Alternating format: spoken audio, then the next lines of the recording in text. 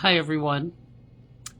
This is Marianne Goldweber, spiritual teacher, professional medium, advocate, humanitarian, coming to you live tonight from my spiritual video podcast that I like to call Marianne's House. So join us, pull up a chair, grab your cuppa and your notebook, and let's talk about what we're doing tonight. I normally wait for everyone to get on here because this is live on Facebook, and I'll be uploading this to YouTube and TikTok when I'm finished. But tonight's topic was something that came to me in meditation this morning, which is about the age of reason. Okay, that phrase kept popping in.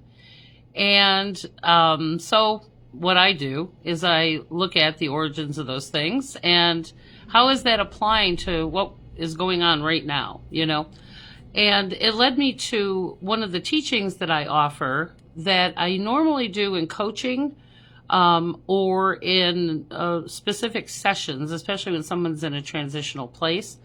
But it's a teaching that I offer, and it's going to be an actual class and workshop that I'm going to be offering as well, because it really helps us understand the whole purpose of life and sometimes the things that we don't know. So as we awaken, there's actually pinnacle times for that to happen that we really weren't taught. And so that's kind of what I wanted to share with you guys this evening, briefly. So I usually, just start talking. So the age of reason. So, there was actually an entire book by Thomas Paine called The Age of Reason. Okay, now, the context that he was using it in was in this societal way, okay? But this is an interesting thing that happens as we begin to develop and evolve, So imagine our little soul came here completely perfect, ready to create this new human experience, and it gets plunked down into this brand new meat suit. And we get associated with the people in our family or the core group of who we're born to. And then becomes this process of conditioning us and teaching us the rules of being in this human world. So these normals get created by the systems that we get exposed to. Now, in psychology, okay, the age of reason is around 6 or 7 years old, okay? So that's when you become more self-aware or aware, okay? So that's where you start asking questions. You guys have kids, I've had kids, so, that's where you go, well, why, okay? And so I was sitting with that today because I remember clearly, getting to a place where that happens, okay? And normally that's when we start getting introduced to new systems and new, things like school, for instance. And, so it's a whole new set of conditioning. It's a whole new set of rules and training. And I remember, asking questions. And the challenge is I didn't really realize this until I was older, but when I would ask the question, it was out of naivety. It was because I just didn't know, and so the interesting reactions that I would get, however, were really, really fascinating. So, if I asked a question about why do we do that or why does that happen, those questions were very innocent, but the people I asked them to gave me all kinds of crazy answers because, one, they either didn't know why they were doing it or why it was happening. So they gave me some standard, blow-off answer like, well, that's because that's just how we do it, or because I said so, And it was really interesting because my little brain never really stopped asking why, ever, about anything, okay? And that became obvious to a lot of these systems that it wasn't that I was trying to be non-compliant, I just was trying to understand, And this happens with all of us, guys. Now, eventually, these systems kind of just make you stop asking why, and you just kind of start playing along. Okay. So let's talk about the spiritual aspect of this. So in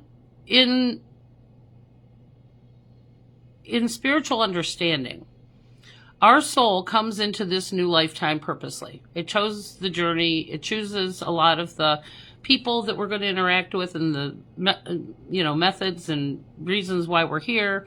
We're here to grow and learn and create experiences. And so again, we get plunked down into this group of people, and that's when it starts, Now, there are all kinds of cycles that we don't realize that go on, okay? And again, because we live here in the U.S., okay, our cultures come from other places, okay? So, 99% of us come from somewhere else. And this is the challenge we're facing now, is people don't remember or know where they come from, okay?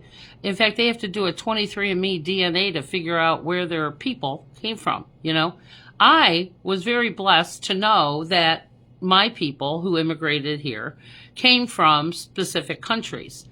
Now, the challenge is that those places were more, village oriented. They lived in smaller communities. They lived in communities that had a cultural and religious reasons for why they did what they did.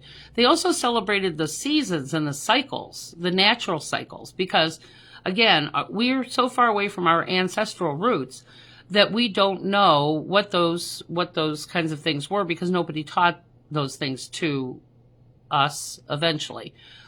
So as we're coming to these I wanted to talk about this rite of passage, okay, that these things that happen, and you don't know that they're happening, but they're happening anyway in spite of you, okay? Because this is a spiritual part of the cycles that we as humans experience in this spiritual journey, okay? So I wanted to make you aware of them, because once you see this, you really can't unsee it, guys, okay? So we come here at zero. Okay, we come here into this brand new body, completely perfect, completely unconditional, completely loving, joyful, compassionate, accountable, trusting, all of those things. And then becomes the indoctrination away from that perfection, first by the folks in your early life, which is family, whatever that might have been for you. And they start teaching us the world according to them, according to your family structure. For me, there was also cultural parts that came with it, about what their different cultures, like my dad was German-Irish, so we learned a lot about those people because I knew them, okay? I knew those relatives. First generation. My dad was first generation. So anyway, so then this is where the interesting thing happens. Okay, so those people teach us certain things about family dynamics and how that works and what's normal in their world, okay? So we start getting conditioned away from that unconditional stuff, and we start getting conditional. So, where there's love, we also learn hate. Where there's joy, we learn about misery or suffering or sadness. Where there's peace, we learn chaos and drama and that. And so we start getting slowly conditioned away from that perfection. But here comes the first cycle. So this is a thing, okay? This is lots of cultures, lots of traditions spiritually believe this, okay? So there are these 7-year cycles, okay? And I talk about this a lot. In fact, a lot of you have probably heard me talk about this before, especially in their life. But 7 is interesting because that is what they call the age of reason, okay? That's when you're not an infant anymore. You're starting to become a child, and you're starting to have your own experiences within the day and the world, and you just want to understand. So you ask why. Okay, so if you guys have 5 and 6-year-olds, you understand completely. But that's what's called the age of reason, because that's when we start rationalizing the fact that we're separate from what's around us, and we start creating experiences, and our brain wants to understand. It wants to understand. So this is why they ask the questions. The problem is my people didn't have the answers, okay, or they would just blow me off. So, that kind of stuff makes you question the validity of what they're telling you because they don't have any answers to it, why we do those things. And then we get indoctrinated to the next thing. So we start going to school. We start getting exposed to other things. Now, in my case, I went to parochial school. Okay, so it wasn't just academic indoctrination. It was also religious indoctrination. Okay, and again, my little brain never stopped asking why, because what I heard, what I saw, was not necessarily in alignment, and I just wanted to understand. Okay, which when you challenge those kinds of systems, okay, they don't always like people who ask questions. They want you to just do what you're told or comply. And I just always had such a hard time with that. But it wasn't because I was being oppositional. It was just because it didn't make sense. So anyway, I want to talk about these rites of passage because in other systems and cultures, what would happen is you would have not just your family, but you would actually have a village, okay, a community that you were with.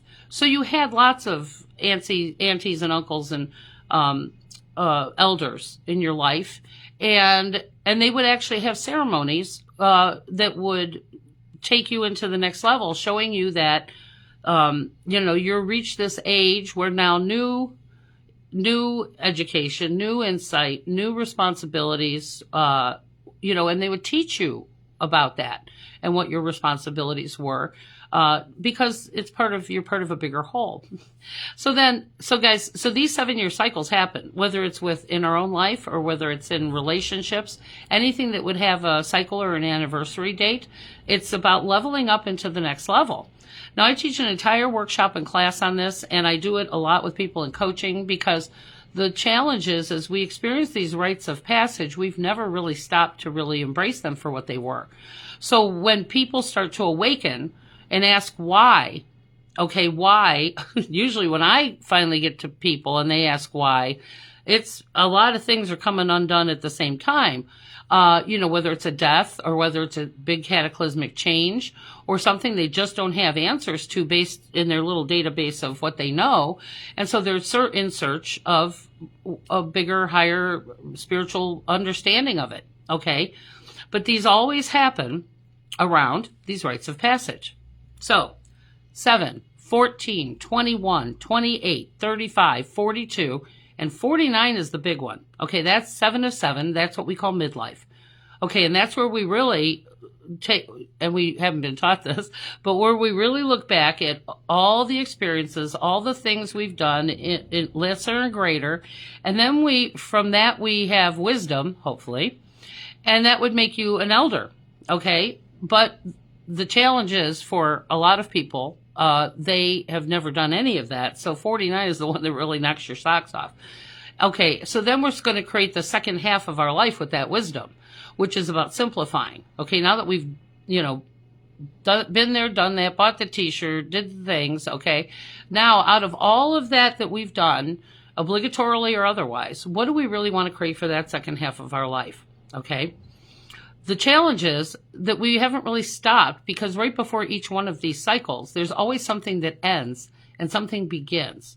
So this is what I kind of wanted to leave you with to think about tonight is right before those rites of passage, we're letting go of things that maybe aren't working anymore. But what the universe does is as we're leveling up, okay, sometimes things just start naturally gravitating away. And there's always some ending before the new beginnings are going to occur.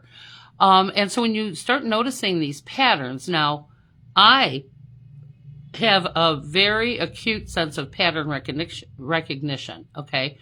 And so again, these cycles happen all the time. We come full circle a lot in this, whether it's in our own life, whether it's through the seasons, everything the universe does works in a cyclical fashion. In fact, it's reciprocal, okay?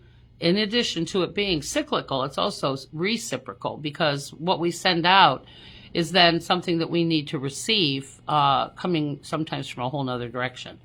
So that's this coming of age. So that's the thing, is this coming of age doesn't happen just when you're 7.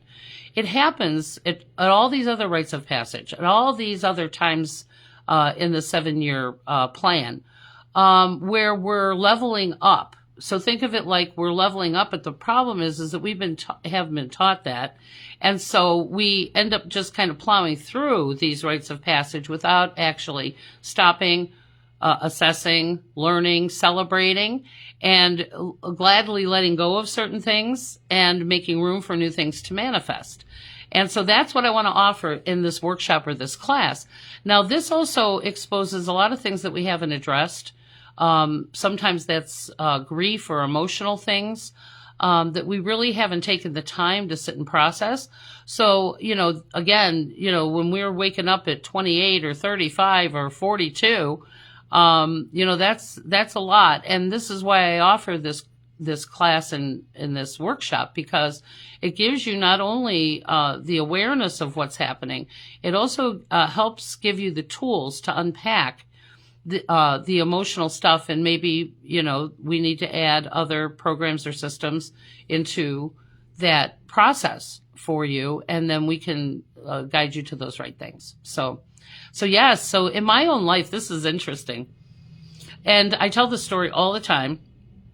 So at 35, okay, now I got a lot of other awarenesses before this, but I'm kind of willful and stubborn, okay? So this actually, it goes on the whole time, guys, okay? But the big one for me was 28, okay? And I started becoming more aware of the spiritual stuff. And then what happened at 35 was I was not on the road, obviously, to what I was supposed to be doing. And so all the places where I felt powerful or in control started to fall away. Okay, so I always say it's like, have you ever seen somebody spinning plates on sticks, and they've got like 10 of them going at once, and they're running back and forth trying to keep them all spinning? As they slow down, they go back, and okay, that was me. Okay, I was doing all the things that everybody told me were normal, were required in this society to do, and no matter how hard I tried, they all started coming away. They all started coming unglued. And I was so afraid of all the endings of that, the crash that comes after losing control, that I was killing myself trying to keep it all going until I couldn't. Okay. And it all came crashing down. And that's where I had to sit with, the spiritual tools and all the things in order to, understand the why, and to educate myself, to learn from those experiences, how that happened. And this is the workshop that I offer. Okay. And it's a process. And so, more and more people are awakening faster because there's more resources out there than there were when I was awakening to these things. And so, but it's not enough to dig in and really start healing physically, emotionally, and spiritually, so that we can start creating simpler, better, more inclusive ways. That's where we're at right now. So the systems that we were born under are all in question right now. Okay. From family dynamics to cultural things. We have a culture here in the United States that was developed through, capitalism and other things. But we are not tethered in that way to our cultural roots and how our ancestors did things. So it's about kind of peeling off all this misinformation. So we've been compliant, and now I was compliant and non-compliant simultaneously, and I know a lot of you guys were too. Okay, but you can't change those systems within them. When we remove ourselves from those systems, that's when we can really start creating better choices, better systems outside of that. So as these systems are coming away, we're finding out that they weren't necessarily for our highest and best. They were trying to control or to limit our autonomy or, just to make us compliant. Okay. And so I know that as we're awakening, so many of you have spent your whole life non-compliant. But again, there's more effective ways than running with scissors to change things or get things done. So the process, the physical, emotional, and spiritual process is one that works. And so if I can bring that to the table, if that's something you or your family or your friends might want to think about doing together, because then we all have each other to be able to navigate through as we're trying to, end these harmful systems and to bring people together, and creating new, empowering, autonomous, accountable systems where we can all thrive. Okay. That's why we're all here. This is what we were born for, but you can't teach it if you don't learn it. Okay. So, there's more effective ways than just being angry. Okay. And so the best way to change is by going first. Change yourself, come to understand yourself. And once you understand where, the whys, the hows through this exercise class, you're going to understand why other people do it and why it's so hard to wake up. Okay. Why it's so hard to have your entire life built on illusions, to wake up and realize that they were all a lie the whole time. That's an awful time, guys. I woke up to a lot of illusions that I had bought into and created in my own life, and it was a very painful process to come to that truth, And like Gloria Steinem said, the truth does set you free, but at first it will piss you off. And to realize that you've invested time, energy, and money in something that was never going to be what you thought it was. That's rough, guys. Okay. Whether that's in our own life or in the world. So that's what we do. We help you through these processes from the spiritual perspective, get you the tools and resources outside you that you need to help heal, specifically whatever it is that you need to work on. But changing how we see it. Now look back in your life. Now I have to tell you, I got divorced when I was in my 14th year. So when we look at those anniversary things, okay, now my son and I actually cycle at the same time. So he was born when I was 35, okay? So he and I have the same 7-year cycle.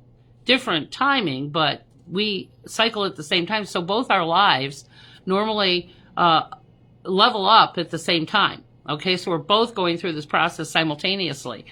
And it was interesting when you look back at these these cycles, that it's either going to come together and get better, or it's going to fall away and not exist anymore. Okay. So as we cycle through, for instance, let's say relationships. Okay. That's why they call the first 7 years the honeymoon phase. Okay. Then you enter the age of reason at 7 years. That's when you get to see that you've been through all these holidays and cycles together. And now, this is where it's either going to evolve into the next phase, or it's going to come apart. Okay. And so take a poll of your, friends. Okay. Of your married and divorced friends. Okay. And ask them, how long were you married or together before you got divorced? Okay. And I will guarantee you it's going to be 7, 14, 21, or 28. Even if we knew it was bad from the start. Okay. We still hung in there until it got unavoidable. Okay. And we started saying, why am I doing this? Okay. And again, some of those choices I didn't make. Someone made them for me. But it's still, thank God, it ended. Because I learned so much and I became better for it. So, but that's the process, guys.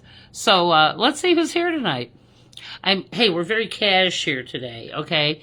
The weather's shitty. It's rainy. I'm in my hoodie and my, my cash outfit. So, and it's not black. For those of you who always comment on my black outfits, everything I own is black. 99% of what I own is black. It makes my decision making easier. Hey, Sarah. Hey, Rudy. Hi, Rhonda. Linda. Denise. It's so good to see you guys. So yeah, we could even take a poll on here. It was interesting. I knew, oh my God. When I left banking, it was I think it was the 21st year when I left my career. Okay. And so, yeah, it's interesting when you look at, these rites of passage are about leaving one way and then creating a new cycle for, with that new wisdom. The problem is we don't look back. We don't reflect. We haven't, so we're dragging all this stuff into the next cycle. So by the time it actually hits the fan, at one of these cycles, you're unpacking not just that cycle, but all the cycles before it. Okay, so once you have these tools, we can look at it in a much more objective way and really work through one thing at a time to come to this new place of understanding. So can you guys chime in on that? I'm telling you, I should have got divorced at 7 years, but no. Well, Jared wouldn't have been here, okay? I had to wait till he was in his 14th year, till he was here before that would happen. So it's so funny when you look at all those transitions, And so again, as parents, if we aren't aware of this and we are just leaving it up to other people to, indoctrinate our kid into that system, it's better if you have the answers as a parent, and if you don't know the answer, then we're going to look it up together. Nothing's worse than giving your kid some bullshit answer because they know it's bullshit because you're not even doing it. Okay. So this is why I call teachable moments. So if Jared didn't understand something and I didn't know, then we would look it up together, and we call those teachable moments. So we educated ourselves together about certain things. Okay. Because I don't have all the answers. And then, we would introduce him to other people, other cultures, other things, so that we would get a much broader perspective of the world and the people in it. He was part of a lot of my work, a lot of my outreach. So it created a lot of experiences that most kids don't get because as parents, we're not stepping into those environments for whatever reason, but it was part of my work. So, going into these environments was something that he would go with, and we had to talk about some of those things, and so age appropriately, of course. But again, it's been an adventure. But if I just gave him some bullshit answer, okay, he wouldn't trust me. I didn't trust my parents, okay, either. And I will tell you, at this age of reason, okay, when I would ask them a question, they either didn't know the answer or it questioned why are they doing it? And so it was easier to just be in denial and give me some bullshit answer. And again, that didn't satisfy me because I saw one thing and they were saying another and doing something else. And so I learned not to trust the people in those systems that were supposed to protect or supposed to be educators, my teachers. Parents are the first teacher, and the people you expose them to are teaching them things. I wish a parent was the only influence on their child. But this is why we have to make sure that we align with the people that are going to, be part of your village, that are going to do and say the same things that you would say and do, to reinforce the fact that there are leaders and good people out there that you can trust, that are trustworthy, So again, this is what we're facing in this world. We just stopped asking why. And a lot of people just started playing along, and that is the problem. And so trust me, that awakening for folks like that is much harder because it's unraveling an entire belief structure. They just bought into it without asking why, without demanding more from the leadership, without questioning authority. Even Buddha said, don't believe something just because you believe, because someone told you. Believe it because you've looked it up and analyzed it and, and it resonates within you, So be a truth seeker, want to learn, educate yourselves. In fact, I'm going to be doing some workshops and things at the library. And so, when was the last time you went to a library and just sat in that beautiful, peaceful solitude and read books, or looked things up, that was a safe place for me when I was a kid because nobody beat you up in the library. It was a great place to hide. And I would start looking things up on the questions I had that adults wouldn't answer. So I was reading things like Plato and Aristotle, philosophers, and, scientific stuff. And, one of my personal heroes when I was a kid was Madame Marie Curie. Okay. Just empowering women in history. I mean, I was reading all kinds of things. If I had a question, I would go look it up. Now, my people, loved education, but they kind of hid it away because we had books. We had a whole full set of encyclopedias. Education and knowledge was very important in our life. And yet, they stayed low. They didn't rock the boat. They didn't challenge, and it was just really interesting to see how they just complied. They gave up questioning the systems, and they just sucked it up and just complied. Okay, we can't do that anymore. It's becoming very obvious that we cannot condone this anymore. And so many people, so question authority. Ask why. Why? Who are you? Do their words match their actions? And so let's work on our own cycles, and let's look at, where we've been, which is so empowering and creates confidence so that you can say, wow, I went through all of that and here I am today, faster, smarter, wiser for it. And now what do we really want to create going forward? And I'm so excited. So excited. So if you want to do coaching or sessions or create a workshop for you, your team, or your friends and family, just give me a call, 216-324-2657. I originally started asking why. I stopped asking why, and I just started looking shit up because nobody was giving me a straight answer, because it unraveled their belief structure. They didn't even know why they were doing it, So anyway, as we reach these rites of passage, we're leveling up. Okay, we're learning from the past, we're taking the lessons and the wisdom forward, and we're creating the next cycle. So yeah, let's do it. Oh my God, it's so much fun. You go back and think about things that you didn't even remember. There's a lot of unfinished stuff. And if we leave it where it belongs and we take the lessons and we are grateful for the experience, the universe, it makes you wiser, guys. It makes you hard to fool, hard to deceive. And again, when was the last time you went to the library, and looked up things you wondered about, in real books by real people, okay? Not, people are getting their education on social media. Oh my God. Oh my God. I wouldn't trust that as far as I could throw it. Oh my God. Anyway, yeah, if you don't believe something, look it up. Find the truth for yourself. Be a truth seeker. Knowledge is power, and wisdom is hard to deceive. Okay? So anyway, so you guys have any questions tonight? Oh, Maria says, I always question. I know. So there are souls that came here that were not going to be able to comply with the systems. Okay? It got my ass kicked a lot. Okay? Not initially because I was just naive. I didn't know I was different, but it makes you different when you become non-compliant to whatever system. And that system will shut you down or shun you, or make you feel like you're the one that has a problem, okay, because you're not compliant.